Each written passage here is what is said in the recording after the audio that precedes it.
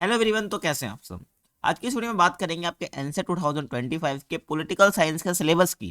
अगर आपने political science को एज अ डोमेन चूज करा है तो ये वीडियो आपके लिए काफ़ी यूजफुल रहेगी, क्योंकि एग्जाम के लिए आपको सिलेबस जानना बहुत जरूरी है, तभी तो प्रिपरेशन करोगे ना। तो इसमें हम सिलेबस की बात करने वाले हैं कि आपको क्या पढ़ना है क्या नहीं पढ़ना है। आप चाहे हिंदी मीडियम के बच्चे हो चाहे इंग्लिश मीडियम के बच्चे हो, दोनों ही लैंग्वेज हम क्या कर रहे होंगे, सिलेबस को डिस्कस कर रहे होंगे। ठीक है, ध्यान रखना है। बाकी सिलेबस तो इंग्लिश में दे रखा है, बाकी हिंदी में मैं बताता हुआ चलूंगा। ठीक है, ध्यान रखना है। जो प्रिपरेशन कराऊंगा वो भी आपको दोनों ही लैंग्वेज में मैं करा रहा हूँ। आपको चैनल को अभी ही सब्सक्राइब कर लेना है। ठीक है, आगे चलते हैं। देखिए, आपकी जो political in India since independence वाली बुक है, यानी कि स्वतंत्र भारत में राजनीति वाली जो बुक है, उसमें से आपको क्या क्या पढ़ना है। और इस बार खास बात पता है क्या है, जो पिछले साल का जो एनसेट का एग्जाम हुआ था ना, उसमें ओल्ड एनसीईआरटी वाला पूरे चैप्टर आ रहे थे, यानी कि जो चैप्टर डिलीटेड नहीं थे ना वो भी आपको पढ़ने थे। यानी का मतलब है, आप जो बोर्ड एग्जाम आप देते हो उसमें आपकी जो न्यू एनसीईआरटी चलती है, यानी जो ओल्ड उसमें चैप्टर्स थे वो नहीं पूछे जाते थे। लेकिन एनसेट के पिछले एग्जाम में वो सारे चैप्टर आ रहे थे जो आपने नहीं पढ़े होते बोर्ड एग्जाम में, तो आपको पढ़ने पड़ते हैं। बट इस साल क्या हुआ है ना, जो आपका बोर्ड एग्जाम का सिलेबस है वही इस बार एनसेट का सिलेबस भी दे रखा है। जितने आपके न्यू एनसीईआरटी में चैप्टर्स है वही आपके सिलेबस में भी दे रखे हैं, ध्यान रखना। ठीक है, तो ये गुड न्यूज़ है आपके लिए। ठीक है ना, आपका जो बर्डन है वो कम हो जाएगा। देखिए, अगर मैं political in India since independence वाली बुक की बात करता हूँ, तो उसमें जो आपका chapter era of one part dominance, यानी कि एक दल प्रभुत्व का दौर, ये आप चैप्टर आपको पूरा पढ़ना है। ठीक है, इसने पूरा कांग्रेस सिस्टम आपको बता रखा है। ठीक है, कांग्रेस के बारे में बता रखा है, जनरल इलेक्शन के बारे में बता रखा है, कांग्रेस का नेचर क्या था, आपको सब पढ़ना पड़ेगा। ठीक है, उसके बाद आपका जो नेशन वाला चैप्टर है, यानी कि राष्ट्र निर्माण की चुनौती, यानी कि नेशन बिल्डिंग वाला चैप्टर जो है वो आपको पूरा पढ़ना है, ध्यान रख लेना। उसके बाद आपको जो चैप्टर आता है पॉलिटिक्स ऑफ प्लान डेवलपमेंट, यानी कि आपका जो नियोजित विकास की राजनीति वाला चैप्टर है, ठीक है ना, वो आपको पूरा पढ़ना है। इसमें 5 ईयर प्लान, ठीक है भाई, state expansion of state sector and rise of new economic interest, ये सब आपको पढ़ना है, ध्यान रखना। क्योंकि जो इस चैप्टर में दे रखा है वो बेसिकली आपको पढ़ना है। ठीक है, टॉपिक आप देखते चलो, बाकी टॉपिक वही है जो एनसीईआरटी में आपके हैं। उसके बाद आपका जो फोर्थ चैप्टर है इंडियाज एक्सटर्नल रिलेशन, यानी कि भारत के विदेश संबंध, ये चैप्टर आपको पढ़ना पड़ेगा। इसमें आपको नेहरू की फॉरेन पॉलिसी, ठीक है, उसके बाद आपको आ, आ, चीन का जो वॉर हुआ था इंडिया के साथ 1962 वाला वो पढ़ना पड़ेगा। इंडो पाक वॉर आपको पढ़ना पड़ेगा 1965 का। 71 वाला आपको पढ़ना पड़ेगा जिसमें बांग्लादेश जो आपका फॉर्म हुआ था। उसके बाद आपको इंडिया के न्यूक्लियर प्रोग्राम के बारे में पता होना चाहिए। ये सब आपको पता होना चाहिए, ठीक है, जो कि चैप्टर में दे रखा है, तो आपको पढ़ना पड़ेगा। तो उसके बाद आपका challenge to and restoration of Congress system, ठीक है, यानी कि मैं कहूँ तो कांग्रेस प्रणाली चुनौती और पुनर्स्थापना, आपको हिंदी में इसको हम कहेंगे, तो ये आपको पढ़ना है। ठीक है, ध्यान रखना, पूरा कांग्रेस सिस्टम क्या है, ठीक है, क्या 1967 में हुआ, पूरा आपको कांग्रेस की विक्ट्री 1971 के इलेक्शन में कैसे रही, उन्होंने जो नारा दिया था पॉलिटिक्स ऑफ गरीबी हटाओ, इसका क्या इम्पैक्ट पड़ता है, तो सब यहाँ से क्वेश्चन आपके बन रहे होंगे, तो ये आपको पढ़ना होगा। ठीक है, आगे मैं चलूँ। उसके बाद क्राइसिस ऑफ कॉन्स्टिट्यूशन ऑर्डर, यानी कि जो आपका इसमें आपातकाल लगा दिया गया था, इमरजेंसी लगा दी गई थी इंदिरा गांधी के द्वारा, तो वो चैप्टर आपको पढ़ना है। यानी कि लोकतांत्रिक व्यवस्था का संकट आपको पढ़ना पड़ेगा, ये आपको ध्यान रख लेना है, सब आपको पढ़ना है। ठीक है, उस अरे मैं सीधी सी बात करूँ, जब का एनसीईआरटी में दे रखा है उतना पढ़ जाना। ठीक है, पूरी एनसीईआरटी अच्छे से पढ़ लो, आपका जो है एग्जाम में एक भी क्वेश्चन बाहर नहीं आने वाला उससे।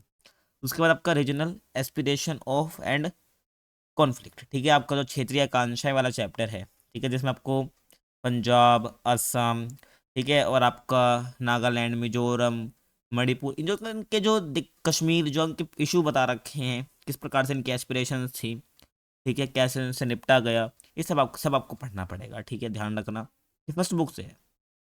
उसके बाद आपका आपका जो है डेमोक्रेटिक अपसर्ज एंड कोलिनेशन पॉलिटिक्स, कहने का मतलब है, आपका देखो ना, ये जो दो चीज़ दे रखी है आपको 8 और 9 पे, ये एक ही चैप्टर है बेसिकली एनसीईआरटी का। ठीक है, ध्यान रखना, तो यहाँ पर आपको ध्यान रख लेना, ये पढ़ना है। यानी कि आपका जो 1990 के बाद आपका जो गठबंधन की सरकार का राइज हुआ था, वो कैसे हुआ, यूपीए एनडीए, आपको जो लास्ट चैप्टर में दे रखा है, सेकंड बुक है, ठीक है, इंडिया इंडिपेंडेंस वाली बुक में आपको सब पढ़ना है उसमें। ठीक है, और रिसेंट इशूज एंड चैलेंजेस, ठीक है भाई, यानी आपका जो ओबीसी वाला जो दिक्कत थी वो सब आपको पढ़ना पड़ेगा, ओबीसी वाला, दलित पॉलिटिक्स वाला।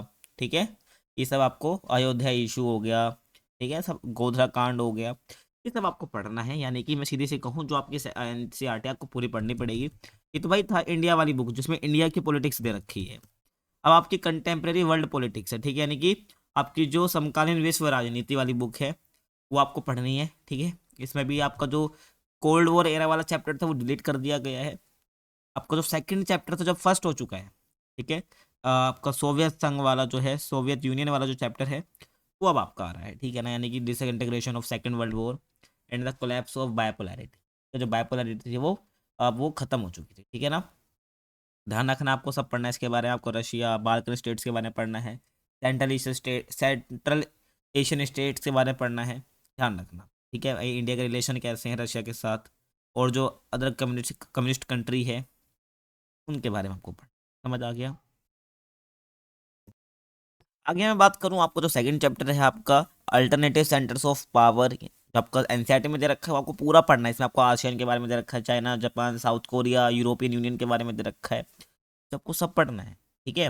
ध्यान रखना, कुछ भी स्किप मत करना एनसीईआरटी का, उसी में से पूछेगा आपका, क्योंकि आपके टॉपिक्स वही दे रखे जो एनसीईआरटी में है, ठीक है। आगे हम चलें, उसके बाद आपका जो है साउथ एशिया इन पोस्ट कोल्ड वॉर एरा, यानी कि भाई शीत युद्ध के बाद, कोल्ड वॉर के बाद जो आपका साउथ एशिया में क्या चल रहा था, यानी कि दक्षिण एशिया की मैं बात करूं, आपका चैप्टर है एनसीईआरटी में समकालीन दक्षिण एशिया यानी कंटेम्प्रेरी साउथ एशिया, तो आपको पूरा पढ़ना है। तब आपको पढ़ना है इंटरनेशनल ऑर्गेनाइजेशन के बारे में, इसमें यूएन के बारे में बता रखा है, उसकी एजेंसी के बारे में बता रखा है, तो ये आपको पूरा पढ़ना है। उसके बाद सिक्योरिटी इन कंटेम्प्रेरी वर्ल्ड, यानी कि समकालीन विश्व में सुरक्षा, इसमें आपको पूरा पढ़ना है, ठीक है। ध्यान रखना, पूरी एनसीईआरटी आपको पढ़नी है, ठीक है, ध्यान रख लेना, आपको पूरा चैप्टर कर लेना है। उसके बाद आपका जो आता है environment and natural resources in global politics, in आपका जो पर्यावरण और प्राकृतिक संसाधन वाला चैप्टर है आपके एनसीईआरटी में, हिंदी मीडियम की बात करूँ, बाकी आपका जो एनवायरमेंट और नेचुरल रिसोर्स वाला चैप्टर आपका है आपको पूरा पढ़ना है। उसमें आपका जो जितने भी मूवमेंट हुए हैं ग्लोबल एनवायरमेंट को लेकर वो आपको सब पढ़ना है, ठीक है। आपको जो है आपका रियो डी जेनेरियो जो सबमिट हुई थी उसके बारे में पूरा पढ़ना है आपको। कहने का मतलब जो एनसीईआरटी में टॉपिक्स है वो पूरे पढ़ने हैं। उसके बाद आपका जो लास्ट चैप्टर आता है वैश्वीकरण यानी कि ग्लोबलाइजेशन एंड इट्स क्रिटिक्स, तो आपको ये सारा पढ़ना है, जो डिबेट्स हुई हैं ग्लोबलाइजेशन के कॉन्सिक्वेंसेस पर, ठीक है, उसके इकोनॉमिक कल्चरल पॉलिटिकल मैनिफेस्टेशंस क्या हैं, ये आपको पूरा पढ़ के जाना है। तो इसके ऊपर ही बेस्ड जो है एमसीक्यू में कराने वाला हूँ, आपको ध्यान रख लेना है।